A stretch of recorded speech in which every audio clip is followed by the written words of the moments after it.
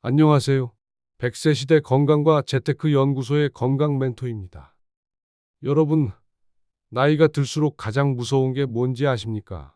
많은 분들이 병이라고 말씀하시지만 저는 환자분들과 대화하면서 이렇게 정리합니다. 병보다 더 무서운 건 병원비입니다. 60대 이후부터는 작은 생활 습관 하나가 병원비 수백만 원, 심지어 수천만 원으로 이어질 수 있습니다.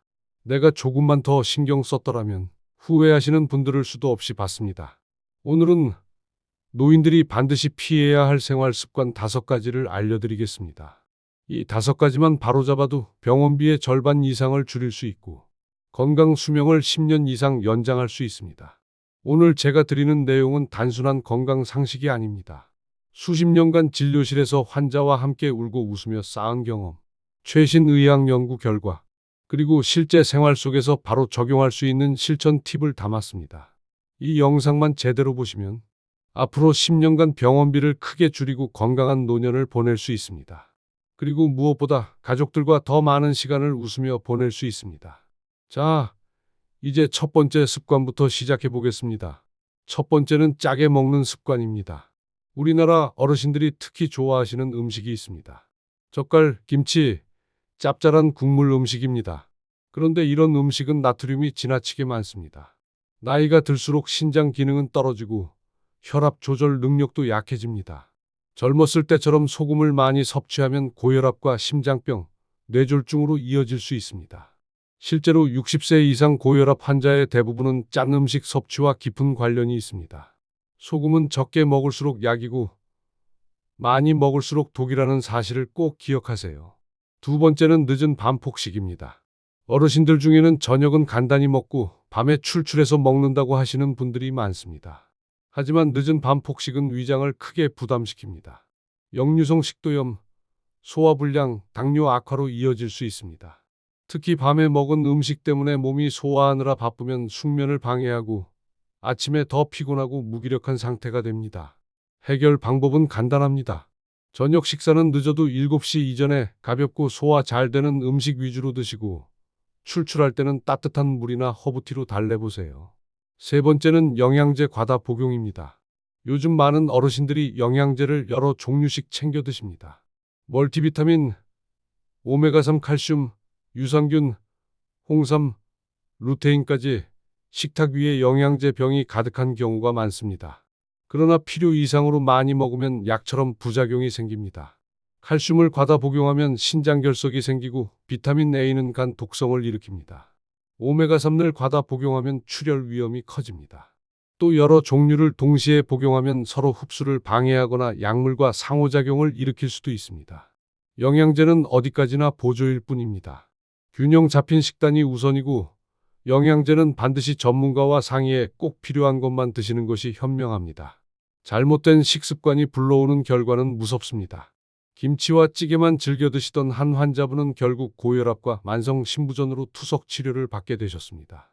치료비가 매달 수백만 원에 이르렀습니다. 또 어떤 분은 건강을 위해 영양제를 10종류 넘게 드시다가 간 수치가 급격히 나빠져 병원에 입원하기도 했습니다. 건강하려고 먹은 것이 오히려 병을 키운 것입니다. 정리해 보겠습니다.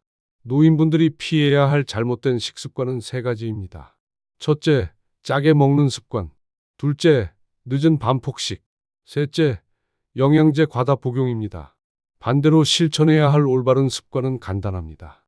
싱겁게 먹고, 저녁은 일찍 가볍게, 영양제는 꼭 필요한 만큼만 전문가 상담 후 섭취하는 것입니다. 여러분, 작은 습관이 큰 변화를 만듭니다. 오늘부터라도 식습관을 바꾸면 내일의 건강을 지키고 평생 모은 노후 자금을 보호할 수 있습니다. 내 입맛 하나쯤 괜찮겠지 하는 생각이 병원비 폭탄으로 돌아올 수 있다는 점을 잊지 마세요. 다음으로는 노인분들이 반드시 피해야 할 생활 습관 중 2번째, 운동과 활동 습관에 대해 말씀드리겠습니다. 운동은 건강을 위해 꼭 필요하지만 잘못된 습관은 오히려 몸을 해치고 병원비를 늘리는 원인이 됩니다. 나이가 들수록 근육은 빠르게 줄어들고 관절은 약해지기 때문에 더욱 주의가 필요합니다. 첫 번째 문제는 운동 부족입니다. 많은 어르신들이 이 나이에 무슨 운동이냐고 말씀하시지만 움직이지 않고 하루 종일 집 안에서 앉아만 있으면 근육은 급격히 줄어듭니다. 근육이 줄어들면 걷는 힘이 약해지고 쉽게 넘어지게 됩니다. 낙상으로 인해 고관절이나 척추가 골절되면 회복이 어렵고 장기간 병원 생활로 이어집니다. 근육은 단순히 몸을 움직이는 힘만 주는 것이 아닙니다. 혈당을 조절하고 체온을 유지하며 면역력을 지켜줍니다. 즉 근육은 노후 건강을 지탱하는 기둥과도 같습니다. 운동 부족은 단순한 게으름이 아니라 건강을 스스로 무너뜨리는 습관이라는 점을 기억해야 합니다. 두 번째 문제는 무리한 운동입니다. 평소에 운동을 거의 하지 않다가 갑자기 무거운 아령을 들거나 젊을 때처럼 달리기를 하는 경우가 많습니다. 이렇게 갑작스럽게 강도 높은 운동을 하면 관절과 허리에 큰 부담을 줍니다. 나이가 들수록 무릎과 허리는 연골이 닳고 뼈도 약해지기 때문에 쉽게 손상됩니다. 특히 관절염이나 디스크가 있는 분들은 무리한 운동이 큰 사고로 이어질 수 있습니다. 운동은 많이 하는 것이 아니라 내 몸에 맞게 안전하게 꾸준히 하는 것이 핵심입니다. 그렇다면 어떤 운동이 좋을까요? 가장 먼저 추천드리는 것은 걷기 운동입니다. 무리하지 않고 하루 30분 정도 공원이나 집 주변을 천천히 걸어보세요. 걷기는 전신 근육을 고르게 사용하고 심폐 기능을 강화하며 관절에도 큰 부담을 주지 않습니다. 집에서도 할 수 있는 운동이 있습니다. 안정적인 의자에 앉아 다리를 들어 올리거나 팔을 움직이는 의자 체조, 그리고 벽을 짚고 발 뒤꿈치를 천천히 올렸다 내리는 운동입니다. 이 동작만으로도 종아리 근육이 강화되고 혈액순환이 좋아지며 넘어질 위험이 줄어듭니다. 작은 운동이라도 매일 꾸준히 실천하는 것이 중요합니다. 운동은 약이지만 용량과 방법을 지켜야만 약이 되고 그렇지 않으면 독이 됩니다. 제가 진료했던 환자 중 한 분은 은퇴 후 거의 하루 종일 집에서 TV만 보셨습니다. 결국 집에서 넘어져 고관절 골절이 발생했고 몇 달 동안 병원에 계셔야 했습니다. 그분은 운동을 조금이라도 할 걸 하며 크게 후회하셨습니다. 반대로 또 다른 환자분은 매일 아침 30분씩 공원을 걷고 집에서는 의자 체조를 꾸준히 하셨습니다. 그분은 또래보다 훨씬 활력이 넘치고 건강검진에서도 혈압과 혈당이 안정적으로 유지되고 있었습니다. 작은 습관의 차이가 노후 건강에 큰 차이를 만든다는 것을 보여주는 사례입니다. 정리해 보겠습니다.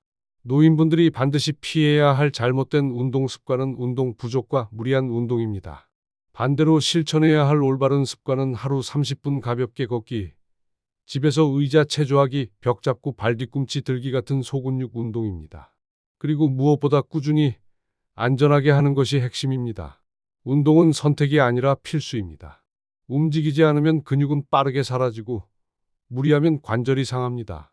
그러나 내 몸에 맞는 적절한 운동을 꾸준히 하면 평생 건강하게 지낼 수 있습니다. 작은 걸음 하나가 큰 병원비를 막아주는 첫걸음입니다. 오늘부터라도 잠깐이라도 몸을 움직여 보세요.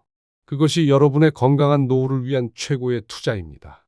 다음으로는 노인분들이 반드시 피해야 할 생활 습관 중 세 번째, 수면과 생활 리듬에 대해 말씀드리겠습니다. 잠은 우리 몸과 마음을 회복시키는 가장 중요한 시간입니다. 하지만 나이가 들수록 잠이 줄어들고 깊은 잠을 자기 어려워집니다. 많은 어르신들이 쉽게 잠들지 못하거나 자주 깨고 아침 일찍 일어나 피곤하다고 하십니다. 이런 현상은 단순한 노화가 아니라 잘못된 생활 습관에서 비롯된 경우가 많습니다. 첫 번째 문제는 불규칙한 수면입니다. 어떤 날은 늦게 자고 어떤 날은 일찍 자지만 뒤척이다가 새벽까지 깨어있는 경우가 많습니다. 이렇게 수면 시간이 일정하지 않으면 몸의 생체 리듬이 무너집니다. 멜라토닌 분비가 방해받고 면역력이 떨어지며 결국 만성 질환의 위험이 높아집니다.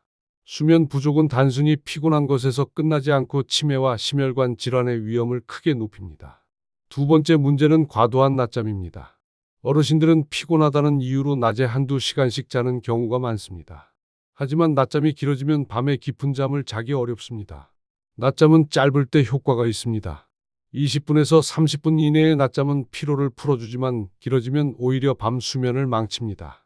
특히 오후 늦은 낮잠은 밤에 잠들기 어렵게 만듭니다. 세 번째 문제는 자기 전 스마트폰 사용입니다. 침대에 누워 뉴스를 보거나 영상을 시청하는 습관이 많습니다. 그러나 스마트폰의 강한 빛은 멜라토닌 분비를 억제해 쉽게 잠들지 못하게 합니다. 또한 자극적인 내용은 뇌를 각성시켜 불안감을 높이고 수면을 방해합니다. 자기 전에는 스마트폰을 멀리 두고 조명을 낮추며 책을 읽거나 음악을 듣는 것이 좋습니다. 그렇다면 올바른 수면 습관은 무엇일까요? 첫째, 매일 같은 시간에 자고 같은 시간에 일어나야 합니다. 밤 10시에서 11시 사이에 잠자리에 들고 아침에도 일정한 시간에 일어나면 몸은 점점 규칙적인 리듬을 회복합니다. 둘째, 수면 환경을 조절해야 합니다. 침실은 조용하고 어둡게 유지하고 온도는 시원하게 맞추는 것이 좋습니다. 베개는 목이 편안한 높이로 조절해 주어야 합니다. 셋째, 저녁 이후의 습관도 중요합니다. 늦은 시간에 과식과 카페인, 술은 숙면을 방해합니다. 가벼운 저녁 식사와 따뜻한 차, 가벼운 스트레칭이 도움이 됩니다. 실제 사례에서도 이러한 습관의 중요성이 드러납니다. 한 환자분은 밤마다 스마트폰으로 드라마를 시청하다가 새벽 2, 3시가 넘어야 잠들었습니다.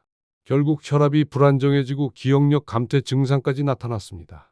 그러나 스마트폰을 침실 밖에 두고 밤 10시에 불을 끄고 누우셨더니 한 달 만에 수면의 질이 눈에 띄게 좋아졌습니다.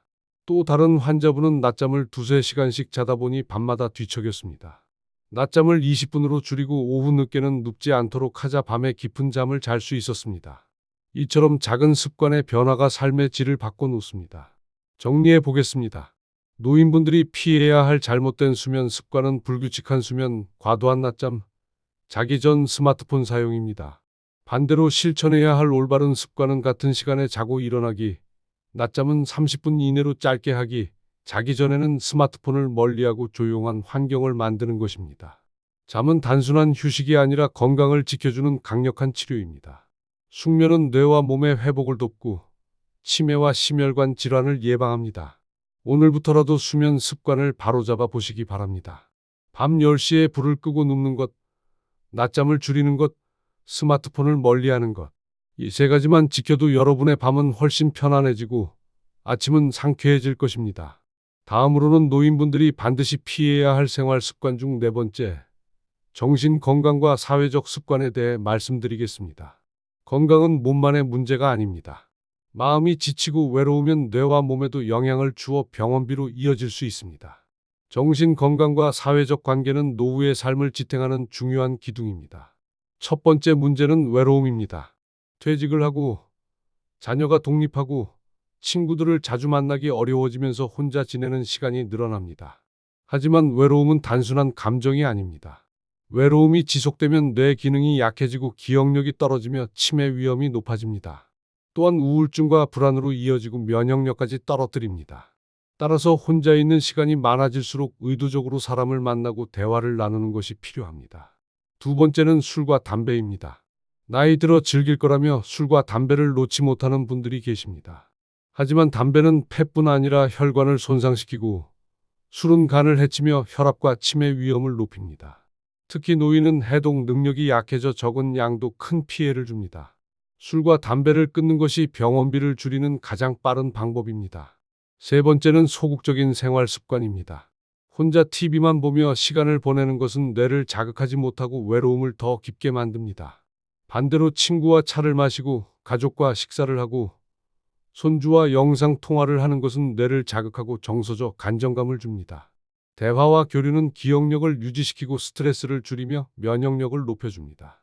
정신 건강을 지키기 위해서는 몇 가지 습관이 필요합니다. 매일 누군가와 대화하고 새로운 취미를 가지며 사회 활동에 참여하는 것입니다. 경로당이나 지역 모임, 봉사활동에 참여하면 사람들과 어울리며 보람을 느낄 수 있습니다. 그리고 술과 담배를 끊고 혼자만의 시간을 줄이며 사람과 함께하는 시간을 늘리는 것이 중요합니다. 실제 사례에서도 이를 확인할 수 있습니다. 배우자를 먼저 떠나보내고 몇 년간 홀로 지내던 환자분은 기억력 저하와 우울감을 겪었습니다. 그러나 아들과 손주와 함께 시간을 보내고 친구들과 모임을 가지면서 기억력이 회복되고 표정이 밝아졌습니다. 또 다른 환자분은 오랫동안 술과 담배를 즐겼지만 건강 악화로 금주와 금연을 결심했습니다.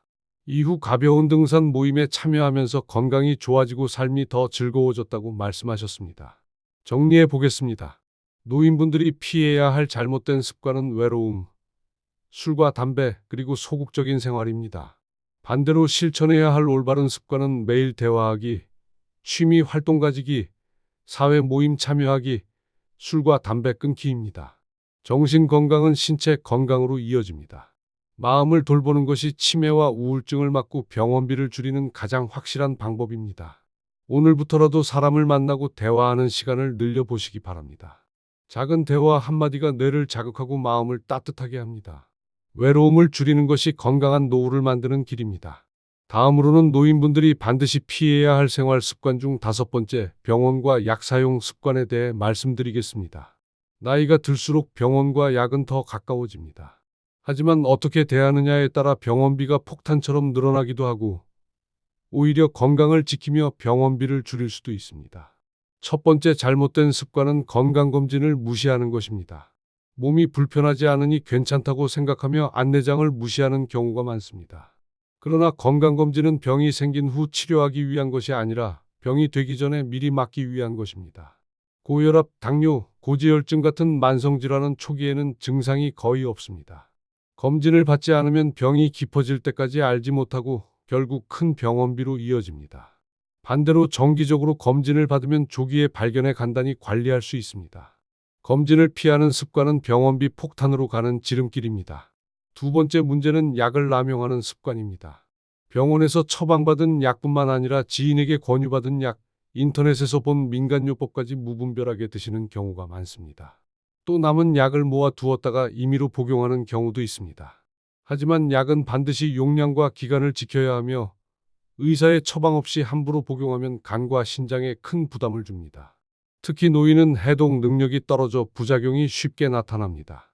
약은 건강을 지켜주는 도구일 수 있지만 잘못 사용하면 독이 됩니다. 따라서 약은 반드시 의사나 약사와 상의해 복용해야 합니다. 세 번째 문제는 민간요법과 검증되지 않은 정보에 의존하는 습관입니다. 이 차를 마시면 혈압이 내려간다거나 어떤 약초가 관절에 좋다는 이야기를 듣고 그대로 따라하는 경우가 많습니다. 하지만 과학적으로 검증되지 않은 방법은 건강을 해칠 수 있습니다. 특히 복용 중인 약과 충돌해 더 큰 문제를 만들 수 있고 시간을 지체하는 사이 병이 악화될 수도 있습니다. 의학적으로 검증된 치료와 관리가 우선이며 새로운 방법은 반드시 전문가에게 확인해야 합니다. 그렇다면 올바른 습관은 무엇일까요? 첫째, 정기적으로 건강검진을 받으셔야 합니다. 검진은 병을 예방하는 가장 확실한 보험입니다. 둘째, 처방받은 약은 정해진 대로만 복용하고 임의로 끊거나 추가하지 않아야 합니다. 셋째, 여러 약을 복용한다면 약사에게 상의해 상호작용을 점검받아야 합니다. 넷째, 검증되지 않은 민간요법이나 인터넷 정보는 반드시 전문가의 확인을 거쳐야 합니다. 실제 사례를 말씀드리겠습니다. 한 환자분은 혈압약을 복용하다가 괜찮다고 생각해 임의로 끊었습니다. 결국 혈압이 급격히 올라 뇌졸중으로 쓰러져 큰 수술을 받게 되었고 병원비도 크게 늘었습니다. 반대로 또 다른 환자분은 매년 정기검진을 받고 작은 이상이 발견되면 바로 관리했습니다. 그 결과 큰 병으로 이어지지 않았고 약도 최소한으로만 복용하며 건강을 유지할 수 있었습니다. 또 한 환자분은 인터넷에서 본 민간요법을 믿고 여러 약초를 다려 드셨는데 간 수치가 크게 올라 병원에 입원했습니다. 그분은 검증되지 않은 정보를 믿은 것이 평생 가장 큰 실수였다고 말씀하셨습니다. 정리해 보겠습니다. 노인분들이 피해야 할 잘못된 습관은 3가지입니다. 첫째, 건강검진을 무시하는 것. 둘째, 약을 남용하거나 임의로 복용하는 것. 셋째, 민간요법과 검증되지 않은 정보를 맹신하는 것. 반대로 지켜야 할 올바른 습관은 정기검진을 받는 것, 약은 전문가의 지시에 따라 복용하는 것, 검증된 의학적 방법을 따르는 것입니다. 병원과 약은 잘만 활용하면 든든한 동반자가 됩니다.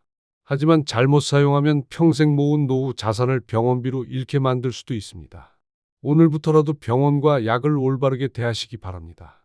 정기검진을 받고 약을 정확히 복용하고 전문가의 지도를 따르는 것. 이 3가지 습관만 지켜도 건강한 노후를 만들고 병원비를 크게 줄일 수 있습니다. 이제 오늘의 핵심을 정리하겠습니다. 노인들이 반드시 피해야 할 5가지 습관. 첫째, 짜고 자극적인 식습관. 둘째, 움직이지 않거나 과한 운동. 셋째, 불규칙한 수면. 넷째, 외로움과 술, 담배. 다섯째, 검진 무시와 약 남용. 이 5가지만 고쳐도 병원비는 절반 이상 줄어듭니다. 건강은 하루아침에 만들어지지 않습니다. 매일의 작은 습관이 여러분의 건강 수명을 지킵니다. 오늘부터 하나씩 바꿔보세요. 작은 변화가 병원비를 줄이고 삶의 질을 높입니다. 오늘 영상이 도움이 되셨다면 구독과 좋아요 부탁드립니다. 저는 건강 멘토였습니다. 감사합니다.